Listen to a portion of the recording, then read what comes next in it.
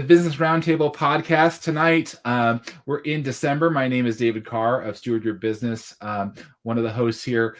My focus in Steward Your Business is really organizational health, helping team leaders know themselves, to lead themselves and their teams, and overall organizational health. We have Charlie Chen with us tonight. Charlie, introduce yourself to the audience. Absolutely. Thank you so much for having me back, David. I'm surprised you haven't kicked me off this podcast yet. So, no. My name is Charlie Chen, almost like the detective Charlie Chan, off by one letter, for those older folks who know who that is. Anyhow, I am the cybersecurity specialist of the group here, and our focus at Intelisys is to deliver peace of mind with the world-class hospitality that you would expect from companies like Ritz-Carlton, et cetera. So that basically we want to deliver that world-class client experience in the technology field, so that you can actually sleep at night and feel good about reaching out to us rather than worried about getting yelled at by some rude IT guy. So there we go. Awesome. And Bill, welcome. Hi. Thank you. Glad to be here. I am what I call a leadership guide. I've been working one-to-one, for the last dozen or so years with people. I've been working in leadership for the past 30 years. But I'm working right now on the book and going to be launching a mastermind here in the new year. And where we'll be talking about ethical leadership and helping each other work through problems. I'm also a podcaster. I do 3 podcasts a week, and one called Not Quite After Midnight, where we do these fun little roundtables and interviews. And then I also do a couple of religious programs with my father, and we have a lot of fun doing that. Awesome, Bill. So great to have you here. And we thought we would pivot a little bit. We're in December, like I mentioned earlier. And as I was talking to Charlie and Bill, and it's typically a gift giving season, a focus season. We just finished up Thanksgiving and that time of holiday of being thankful and gratitude. But this is an opportunity another opportunity to give. And so we just thought, let's have a conversation tonight about gift giving and what does that look like from the business owner perspective, from the recipient, the employee, for clients that you work with, and what is your, honestly, a strategy or thinking about that? What are some pitfalls and things you may want to avoid? And so this will be a discussion from, where we're going to be able to talk about some wins and some losses in this area. And hopefully you'll be able to come out of this podcast, listening to this, taking a few minutes out of your time to realize like, oh, that's a nugget. I could really use this in my business, or I definitely want to avoid doing that and learn from these guys tonight and making a meaningful impact and meaningful gift. I don't know about you guys, but there's truly, for me, that saying that, when you really find the great gift and you get so excited to give somebody that gift and to see them open up and get excited, that's really almost the best. I mean, one of the best feelings that you knew it, you hit it. You're like, yes, oh, I know this person and they really received it well. That is an amazing feeling. And because it's giving to them, it's seeing them in that experience. And for those that have children in particular, I have a 17-year-old and a 14-year-old now, seeing them and the excitement, especially when they're younger, get excited. It's just really engages you. So I'm excited to get in this conversation with you guys in this gift giving season and receiving season. And I just to start off in a positive, I just gave an example, but I'd love to maybe guys give an example of just a great positive experience you had in either giving a gift or receiving a gift. And it doesn't have to be in business. It could be in any circumstance really, but just to share with everybody, just savoring and remembering that experience to give a gift or receive it. So we'll start with you, Charlie, if you don't mind. Yeah, absolutely. Yeah.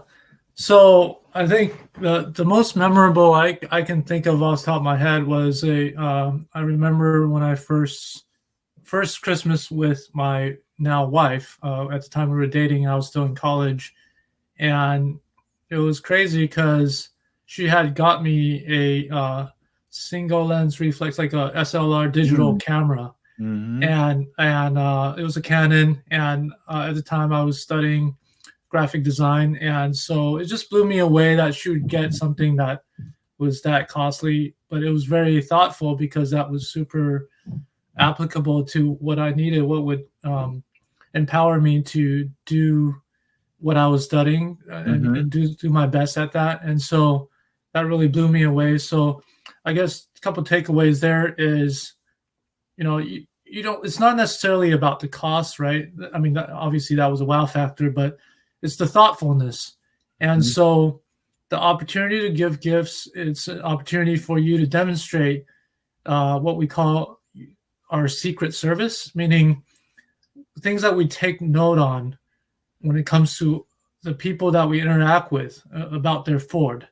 The Ford stands for family, occupation, recreation, what they like to do for fun, and their dreams and goals.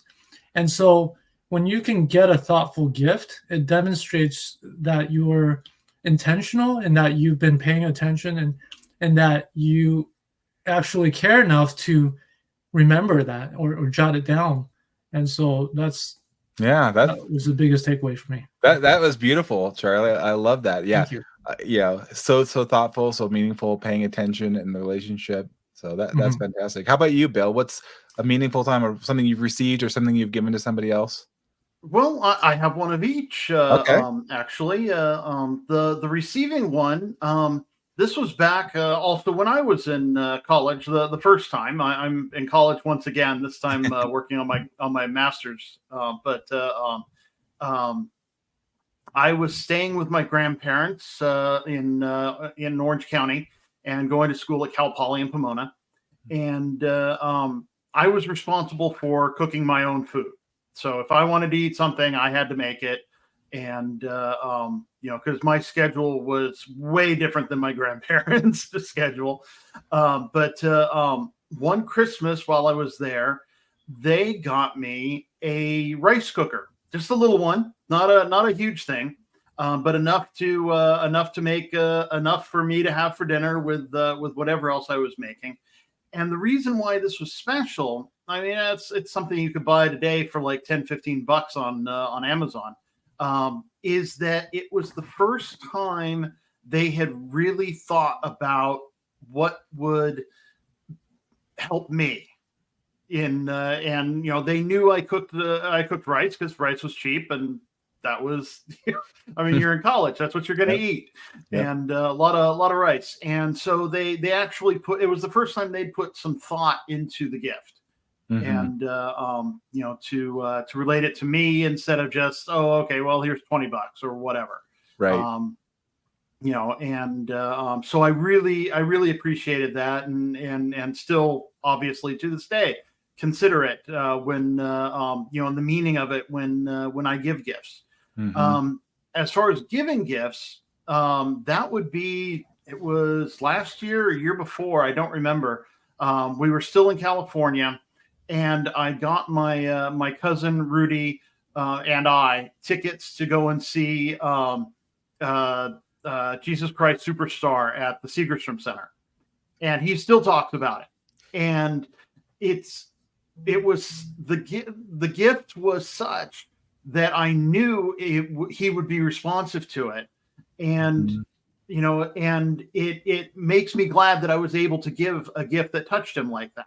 And so it's just one of those things that, like, when I give a good gift and people keep talking about it, it's like it makes me happy. And so those are a couple of the things I look for in gifts, in both receiving and giving them. I love the what I heard from you both say is the meaningful component is the overriding one. The cost is secondary, but really the meaning of that gift that you've given somebody or received is it, and are you paying attention to that? And I guess so.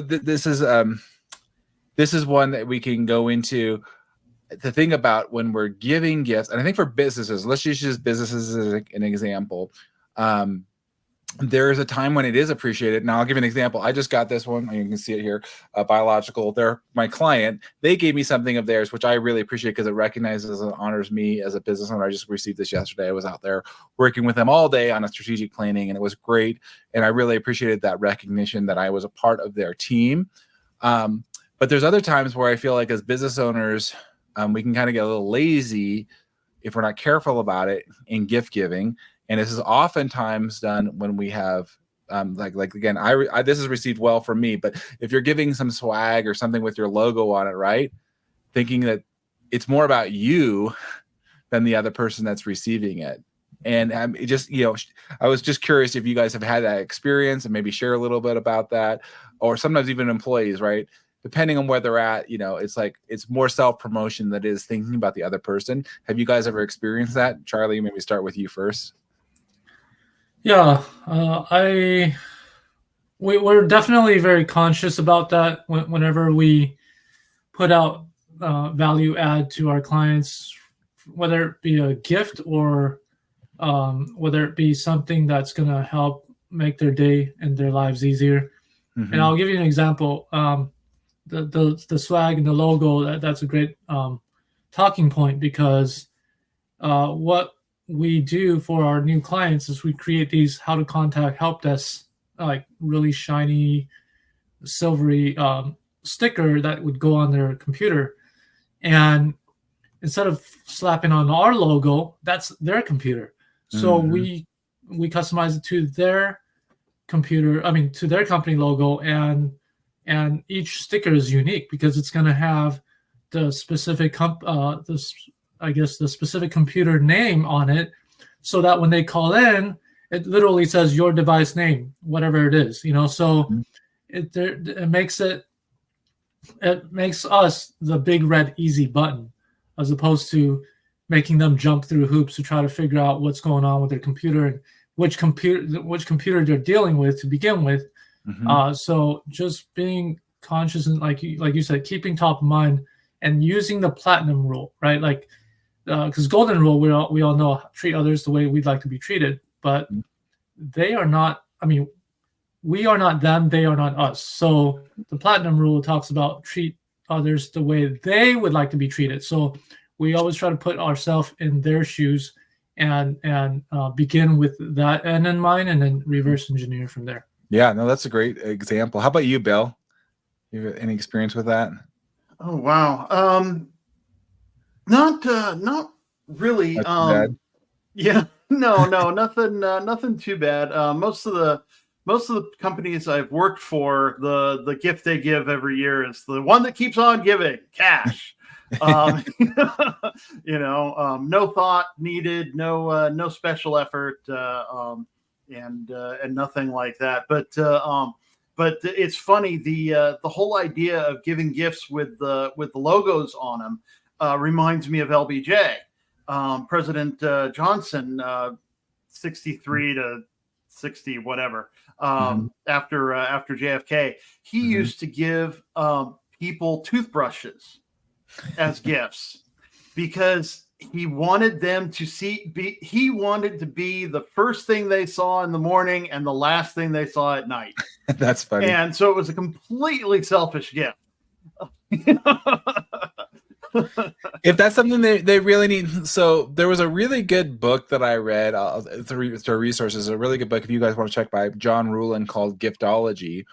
And if you haven't heard it, I'd recommend checking it out. But I came across last year. It was a really great idea of like what we kind of were saying, Charlie, you said earlier, is like, how can you make that gift? Even if you did give a toothbrush or something, he uses actually knives in that book, because people use knives all the time, right?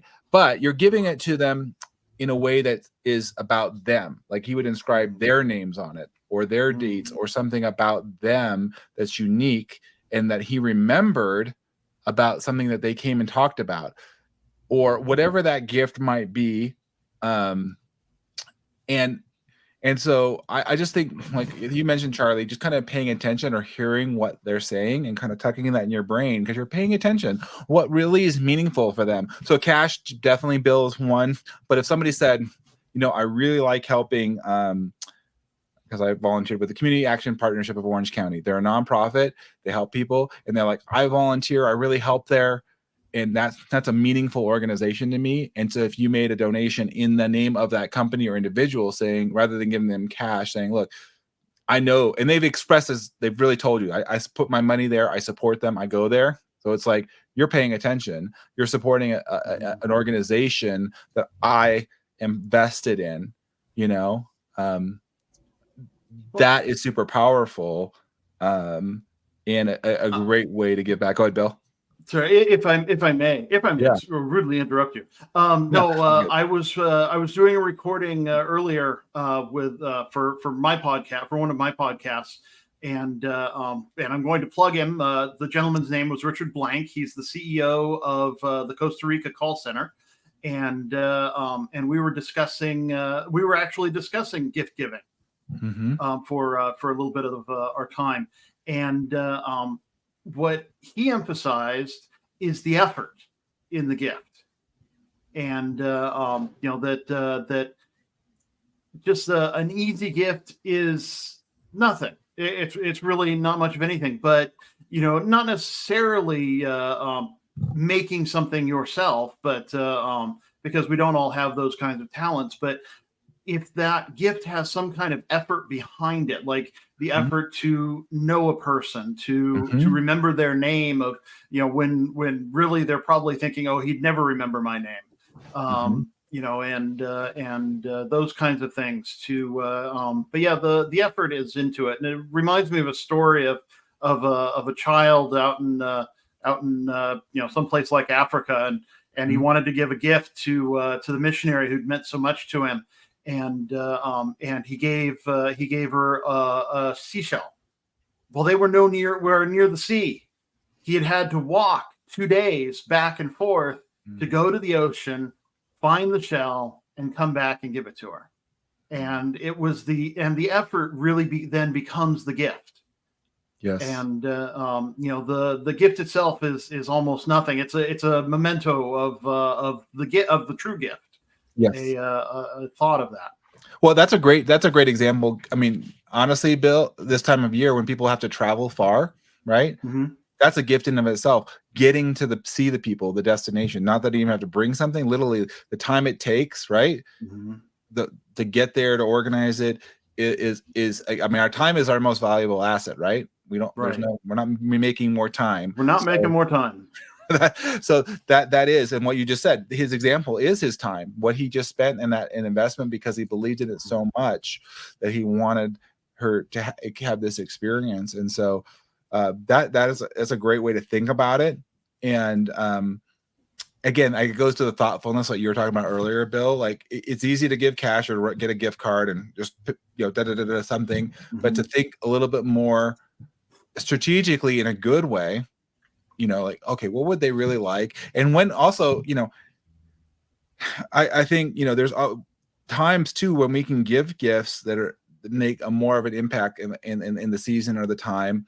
And there's ways that we can encourage others to give. So for example, one of the things we did, this isn't having to do with Christmas, but we would, as a gift at one of my former companies, we would recognize folks. We were talking about values, people that live the values. We'd want to recognize and give back to them if they were living a company value. So we would give them a gift card, or they could save up money if they wanted to for a certain thing. But even to double up on that, if they received that, they also gave an opportunity. The company at the time would match that if they wanted to donate that to a particular charity. So it's like a double give. So they got it, and then they could keep it, and there's nothing wrong with that. But then they could take it in turn and say, you know what, I actually want to donate that, and the company is going to match it again to give to somebody else. So I love that model of just figuring out ways we can help encourage each other to give. So we receive and give and thinking about others. And so that was a great model. But now that we're going into the season, I would love to hear you guys just give some ideas or thoughts. If you have specific examples that would be great. Of like, where did the company do it right? An example. So we talk about cash as an easy one, or a gift card, but where is an example of a particular company, if you have one, where they really got that gift right for either their employees or clients, either one. If you have an example, Charlie, I'll just throw it to you first. If you've got an example for either a client or an employee. Yeah. So for our clients, these past years, my boss is pretty proactive about making sure that we're giving appropriate and meaningful gifts. And one particular example, one of our clients is very growth-minded. They're an accounting firm.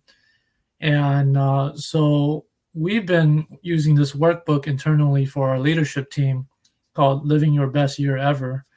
It's programmed by Darren Hardy, the author of The Compound Effect, and also he was an editor of Success Magazine for a decade. Yeah. And so so he actually gifted a copy of that to the owner of that particular client. And because similar like us, he's very growth minded, always looking at different ways to innovate and work smarter, not harder.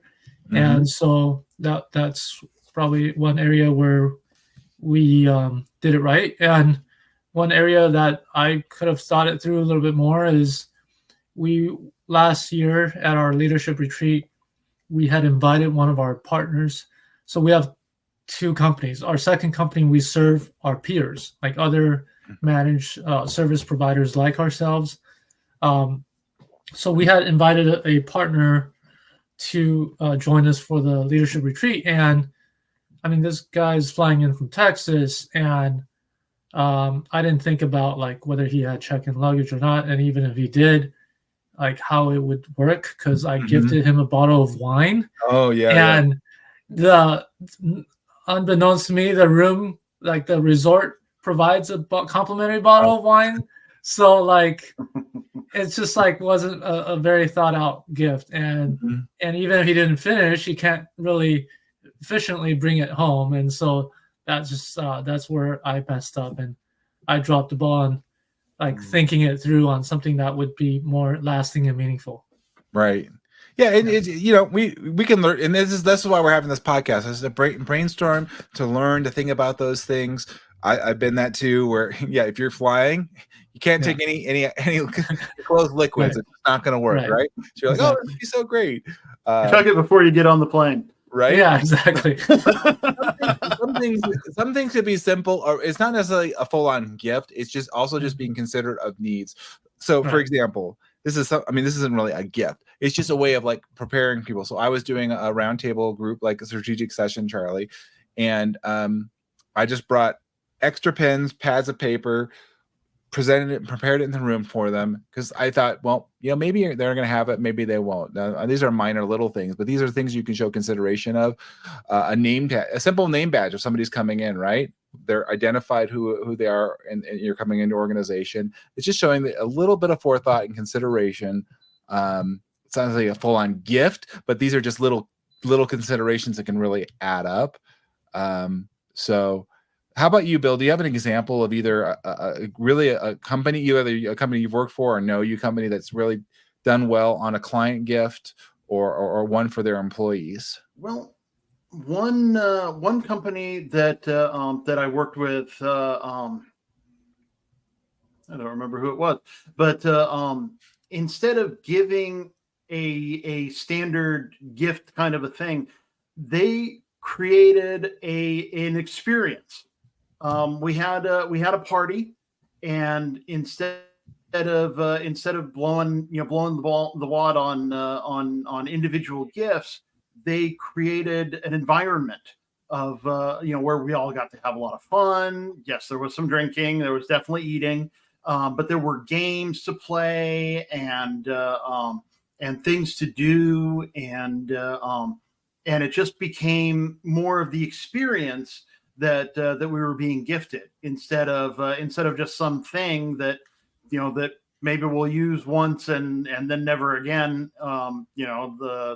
the toothbrush will wear out and you'll throw it away eventually. But this was something that was it was a lot of fun. And, it wasn't just the standard Christmas party where everybody gets wasted and overstuffed or anything like that. It was, it was just a lot of fun. And I really think it worked well. I really like hearing that idea, Bill, because I went to a holiday party recently with another client of mine, and I think that's really valid. Is yes, we can easily get caught into physical things, but if you can actually create a meaningful experience, like you're saying, Bill, and it can be different times of the year, some people, let's take them to a baseball game, let's go to a hockey game, whatever that is. It's an experience, and then there's building camaraderie and connection as well. One of the things that I saw in the recent client, they didn't have a gift for everybody, but they made it an experience or a game where they had, one of them was like a bingo game where you had to ask different questions. You're talking to different folks. So everybody has a chance to win, right? There is a certain amount of prizes and some things in there, and you can actually get maybe a little more expensive things because you're not getting something for everybody. So, so it's still fun, and you have an opportunity there. So I really like that idea, Bill, of the experience. And then what would that mean for those individuals? So some people could care less maybe about a sports event, but maybe going to, like, say, Dave and Buster's or a game situation, like where they're playing games and being more active, that might be more meaningful. Well, if you promise not to tell them, what I got from my parents, well, one of the things I got from my parents this year, I found a card game that is designed to be an icebreaker between parents, grandparents, and their kids or grandkids. And so you just go through and you play the game. Some of the grandkids are a little young for this yet, but and it's questions about the parents or about the kids or grandkids and all, to help them get to know each other better in ways they might not have thought. And I thought that would be a nice experience for them. Ever since I learned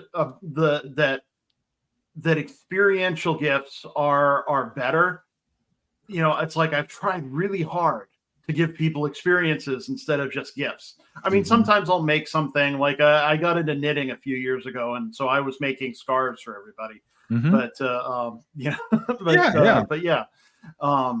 Trying to, because an experience lasts a lot longer than a thing. Right. Yeah. Charlie, do you have what thoughts on experiences? When you mentioned the different examples that we may remember, either as with clients or with employees. Actually, as an employee a couple of jobs ago, I was working for a telecommunications company, and our department manager, he's a big Star Wars fan, just like me and you. And Bill too, I'm guessing. Big Star Wars fan? Yes, I'm guilty. Cool. Awesome. So anyhow, at the time, the episode 8 was coming out, and so it was around Christmas time, as well, like mid-December-ish, and he took our whole department, whoever obviously opted in, to the Irvine Spectrum, which is a local kind of like 3D type of, like, just really comfy theater, and so it was just great team bonding, and then also just being able to fill our emotional cups in terms of our passions outside of work, and so that was pretty cool. Yeah, that's cool. I'll throw out one that you probably have all done. We just did it recently with one of our, it wasn't through work, but we have a life group through our church. We had a gathering, and literally I went through and gathered some odds and ends around our house just for fun. But the classic white elephant gift exchange, I think, is actually really fun, because if you know people and you know that they're coming, you can create those little gifts. And honestly, it's a little tongue in cheek, because some of these things are not valuable. They're not meant to be valuable. It's almost kind of like, are you going to get the booby prize, and are you going to trade or give away? And so that can, again, creates that camaraderie. I don't know if you guys, you're nodding your head, so I'm assuming you guys have all done this before. But I was funny. I'll just give you funny because one of the ones I put in there was like a little toilet stopper thing in there. And I knew it was gonna. That was like booby prize. Like who's gonna get that one just for fun, right? And then they can't get rid of it, right? But that people are laughing and having a good time, and you remember. So it's both experience, right? And then you have this little gift thing, and maybe it's something you actually really like, which is fun. And somebody going to steal that from you. But do you guys have a funny story or experience with maybe a white elephant gift there? Bill, you're goodness. Well, I used to like, because in ones where where everybody'd be bringing a white elephant gift, I used to like bringing DVDs of bad movies. I love bad movies. Some of my favorite movies are absolutely horrible. And people would end up fighting over them because these were movies they'd either never heard of or they'd heard of that they were so bad but never even thought they'd get an opportunity to see or whatnot. And everybody who gets it will watch it. Right. There's a fun way that you wouldn't normally give them like, oh, here's some bad BBs. Like, what are these? But you change the whole dynamic. Feel like you're there, and they're like, actually, I want this now. How about you, now I want this. Well, it's been quite a few years since we've done White Elephant. But there was one where, we've been doing Secret Santa instead throughout the pandemic. And so it's similar, but obviously the idea is we all share a little blurb on ourselves, and then we get assigned the person to give a thoughtful gift to based on that little blurb or that little bio, if you will, a biography. And so I remember there was this the first year we did it, there was an accountant that loves mountain climbing, and so he tags himself as the mountain accountant. And so I don't know, somehow, I just thought, okay, maybe a water flask would come in handy, right? Like, so I got one that was customized. He also talked about liking Top Gun, so I had the Top Gun logo. I had a name on it called the Mountain Bean Counter. Just like all the little elements that he put, I put that on that bottle. So he was super, like, the idea is when we receive it, we post it in the Facebook group, the fact that we received it and, our feedback on it. So he was totally blown away. He's super happy about it. That's the Secret Santa is another great opportunity, especially if you, like you said, either remote or in the office, but it's a way of making it fun, and trying to guess who that person is. And I think that's a really great way to do it. And we're just throwing out ideas because it's nice to mix it up. So it's not always the same thing. You don't have to always do white elephant gift. You could do a Secret Santa. There's different ways you could do an experience that we're talking about. And so it varies. So I'll throw out one that I'm doing this year because I was mentioning this before we came on the podcast earlier, but I'm with a company called Giant Worldwide as a certified guide, and they just have tremendous resources. So if you want to know more about that, I'll post a link in here. But one of the things that we came out with, and I say we because I'm a guide, I'm part of them, and I actually talk with both the authors. In fact, I did a podcast with Steve Cochran. But there's a new book called The Communication Code. And so I have all of my clients on this platform, and Charlie is one of them as well. And so I already know the resources, I know the impact and the helpful. So specifically this year, I said, there's a new book, a new resource. I'm sharing this with those that are working with me, and I'm just giving it to them because I know it has value. It's related. They're personally invested in their own development and helping them. And so that has been well received. And finding, again, if something that you're working with, a client, I'm just having you guys think about if there's something that they're really into and they're like, I want to know more. How can I get this? That is a great gift that you can share. And I'll add here for those of you that are watching or listening to this podcast, if you're interested and you want to, receive a copy of this book, reach out to me. I'm offering that as part of a free consultation. So if you want to meet with me and hey, we connect and I can meet with you and then get you a book, I would love to do that. Because again, I feel like it's starting from a place of giving out of abundance. And I think each one of us are here because we want to help other people and where their situations are. And so I want to talk a little bit about that. This is an opportunity I saw to invest in my clients, in something I'm doing, but that intentionality, one of the things, going back to that book Giftology, I wanted to talk with you guys this idea about for business owners to consider, because oftentimes what happens is, if we're not planning and strategic, it's like, oh, I got to get something, I got to figure out something, and oh, how much money do I have for this? If we're thinking more strategically and thinking about it, there's a thought of saving some of that money that you're taking in from your clients, right? And where everybody's a little different, but figuring out what is a percentage back that I want to hold back within the business that I want to give back to my clients, reinvest back into them. And I want to kind of introduce that concept or thought with you guys and just give a dialogue here, because it was kind of new to me when I thought about that, when I read this book, and I was like, okay, yeah, you know what? Maybe it's going to be 1% of whatever I make this year, I'm going to put aside, and that's what I'm going to give. And maybe over time I can incrementally bring that up, because I want to meaningfully give back to my clients, and not just I want to come out of abundance and intentionality versus, well, how much money do I have in the checking account? I got $100. Let me see how I can spread that across clients, right? Thinking more intentionally about that, because then every client too is different, right? You have, I want to be able to give those clients that are really pouring into me, I want to pour back into as well. And so not one for one, it's not tit for tat, but it is a way of like, I do want to invest back. So just thoughts, maybe Charlie first and then Bill, but on this idea of setting aside funds specifically to give back. Yeah, that's a great point.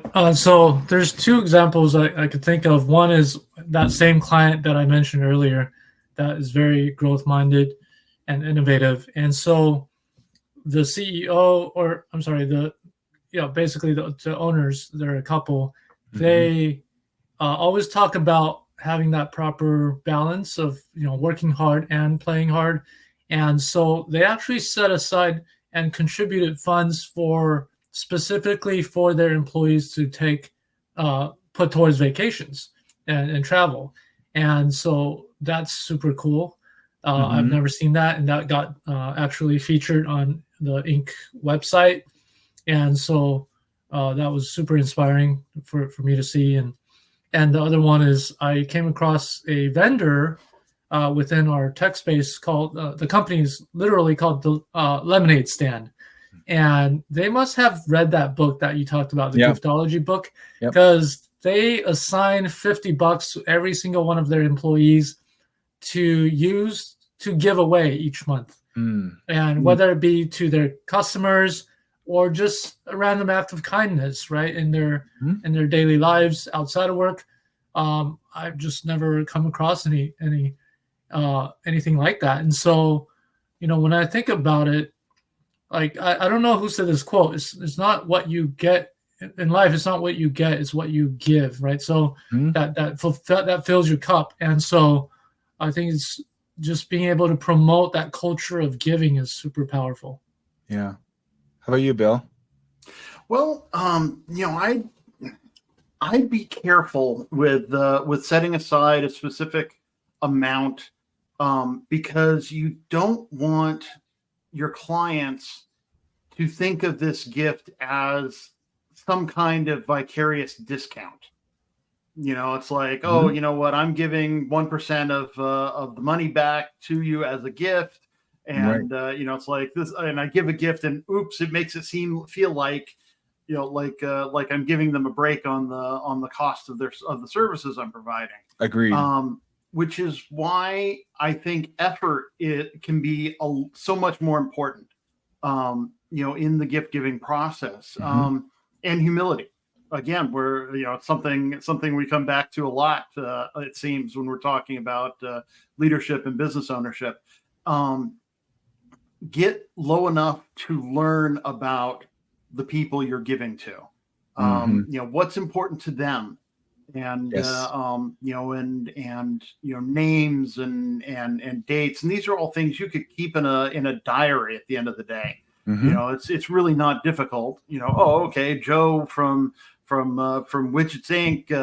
Has 3 kids and they enjoy mountain climbing. So at the end of the year, it's like, okay, I get them something. Maybe it hits that 1% mark. Maybe it doesn't. Maybe it goes a little over. but it hits them at home of that, hey, I was concerned enough about you to think about this, to have this in my mind and pay attention to this. And it's like, yeah, having that percentage can keep you from blowing the whole budget on one person's gift, but it should really only be a guide, not I agree, not a hard and fast rule. Well, I would say it's not just, and I'll clarify to that point, Bill, because I do think you make some really good point. It's not just it's not a dollar amount, but like you said, it is time. Like, how much of my time do I want to spend thinking about this, preparing this? That too is allocating a percentage of our time, right? To helping and getting that too, because that it doesn't take a lot to put it in there, but if you want to get a thoughtful gift, it's also about timing too. When would this be most meaningful? Maybe it's their personal anniversary, right? Yeah. You're looking at the date, you're aligning it, when this will be most meaningful. It's like, Charlie, you gave the example of the bottle of wine. That in that specific situation, that wasn't the best timing. However, it could have been meaningful in a different timing, in a setting, same gift, just a different time, and thinking about that, right? So situational awareness. Yeah, situational. It's just, again, it's thinking strategically. We also want to be careful, like you said, Bill, where if you've ever gotten a gift where it was not proportionally appropriate, I mean, it was overkill. Like, you're getting something, you're like, this is not. Are you trying to buy me off here? So you have to be careful too about what you're presenting to somebody, and in appropriate, again, to what they appreciate, and again, that's knowing them, right? That's understanding where they're at. Your relationship. If you gave some extravagant gift, but you knew this person really well and you understood this and the dynamic, and you know them, and they're like totally well received, right? But if you give somebody else, you're like, this does not feel right. Or if you gave something that would be it would be much appreciated, and you give them something kind of really chintzy or low, which somebody would normally, maybe they're like, dude, are they trying to like insult me? Or are they trying to like, no. So it's just being that thoughtfulness, Bill, like you said, in consideration, not necessarily the dollar amount. Right. Well, and sometimes the dollar amount can be important for reasons you might not think at first. Few years ago, I took some time off of regular work, if you will, and worked as a caregiver for a dear friend of mine, who and I was helping her out to some degree or another for a good 7 years, and for the last couple of years, it was 24/7, and to care for her while she was battling her cancer and then a stroke, and but after she passed away, at the funeral, her sisters and brother came up to me with an envelope, right? And I'm like, I wasn't expecting anything. And inside of it was $300. It would have been better if they had not given me any money. Yeah. It was such an insult. Yeah. And, it's like, and I keep it in mind as an example of how even a decent amount of money can be wrong, but and for gift giving, but of course I've put it out of my mind otherwise, in essence, I guess, forgiven them for the insult, but yeah, you can totally insult somebody with the wrong gift, and really create a rift. It's better, like you said, better not to give at all. In that case, Bill, it would have been better not to give, because they weren't thinking. They were not thinking strategically. They weren't thinking thoughtfully. They weren't thinking like, how would this be received by Bill? It was more about them, in my experience, Bill. Hey, we gave them some money. We gave, you know what I mean? I feel good about myself. It's not about the other person. So I know we're going to have to wrap it up here. Last thoughts or encouraging words as we're wrapping it up. Start with you, Charlie, and then Bill. Just an encouraging word as we're giving, and we'll wrap it up. So Charlie, just parting thoughts. Yeah, I would say give to really give without the expectation of getting anything back. Because if you have any strings tied to it, then it's not sincere. It's not going to be received well, because it's about you. It's what's in it for you rather than what's in it for them. Yes. Thank you, Charlie. So thanks so much for having you here. Bill, last thoughts as we wrap it up for tonight? When you give, make it personal. Make it personal. I love that. I hope you guys all enjoyed it. We will be back again in studio. We'll probably have Curtis and Stacy back with future topics here. If you have an idea, you want to drop it in, let us know in the comments. We're just grateful to be here. Thank you again, Charlie, Bill. Until next time, My pleasure. take care. We'll see you next. Merry Christmas. Happy holidays. Merry Christmas, everybody. All right. Bye. Have a good night. Bye.